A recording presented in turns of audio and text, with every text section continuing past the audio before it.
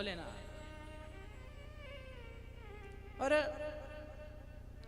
बहुत लोग ताने देते हैं, बहुत लोग कहते हैं कि भोलेनाथ तो हमारी सुन ही नहीं रहा, भोलेनाथ तो हमारी सुन ही नहीं रहा। अब तुम्हारे कर्म भी तो देखो। भोलेनाथ के मंदिर जाते हो, 10 लोगों को बताते हो भोलेनाथ के मंदिर जा,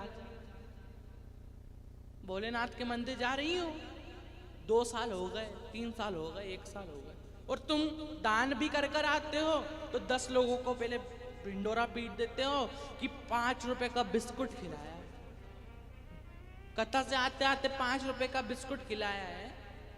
और लोग भी विचित्र होते हैं कि अब मान लो आपने 5,000 रुपए का दान दिया और आपने 100 लोगों को, 200 लोगों को बताया, और जब आपने बताया तो जैसे आपके पेपर में माइनस मार्किंग होती है वैसे ऊपर भी कर्म में माइनस मार्किंग होती है। अब आपने 5,000 का दान दिया तो ऊपर जाकर आपने 100 लोगों को बताया, 200 लोगों को बताया तो माइनस मार्किंग हो गई। फिर कैसे फल मिलेगा, फिर कैसे पुण्य मिलेगा?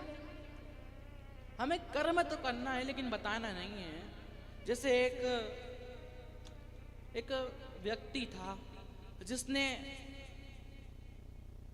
500 रुपए का गुप्त दान दिया। क्या दिया? गुप्त दान। अब वो स्टेज पर बैठा था, कहा कह तो दो कि 500 रुपए का गुप्त दान मिला है। अब जो बोलने वाला था उसने बोल दिया कि 500 रुपए का गुप्त दान मिला है। अब उसको बेचैनी हो रही थी। अब वो वापस गया बोलने वाले भैया के पास, कहा कि अरे भैया थोड़ा सा बोल तो दो कि जिसने दान दिया है वो इसी स्टेज पर बैठा है। अब बोलने वाले भैया ने बोल दिया, जैसे हमारे आशीष भैया बोलते हैं सीहोर में है, और इतनी तेज बोलते हैं कि कोई को समझ सूझ पड़े नहीं है और वर्ड निकल जाता है, वहीं शब्द कहने कहाँ से कहाँ निकल जाता है, समझ सूझ पड़ती नहीं है, नाम आ जाता है। और बोल दो कि वहां पर बैठा है, तो बोलने वाले भैया ने बोल दिया कि वो यहीं स्टेज पर बैठे हैं, यहीं स्टेज पर बैठे हैं। अब बोल दिया ठीक है। अब फिर बेचैनी हुई। अब वापिस गया वो इसके पास, बोलने वाले भैया के पास, कहा कि इनसे ये भी बोल दो कि वो स्टेज पर तो बैठे हैं और दूसरे नंबर पर बैठे हैं। अब वो भी बोल दिया कि वो स्टेज पर दूसरे नंबर पर बैठे हैं।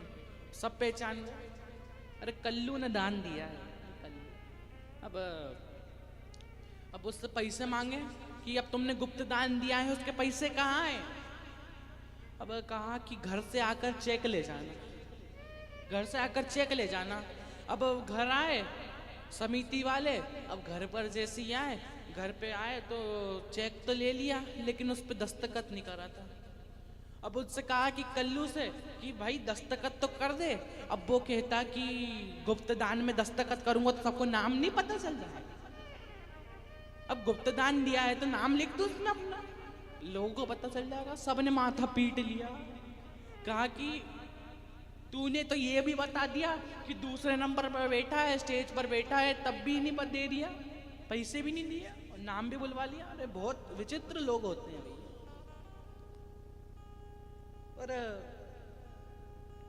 आप कुछ कर्म करो, अच्छा पुण्य करो, किसी को बताना नहीं है, किसी को नहीं बताना, लेकिन कर रहे हो आप, वो पुण्य कर रहे हो, वो कर्म कर रहे हो, सत्कर्म कर रहे हो, किसी को बताना नहीं। लेकिन क्योंकि आप किसी को बताओ या ना बताओ, महादेव को तो सब पता है, महादेव सब देख रहा है। जैसे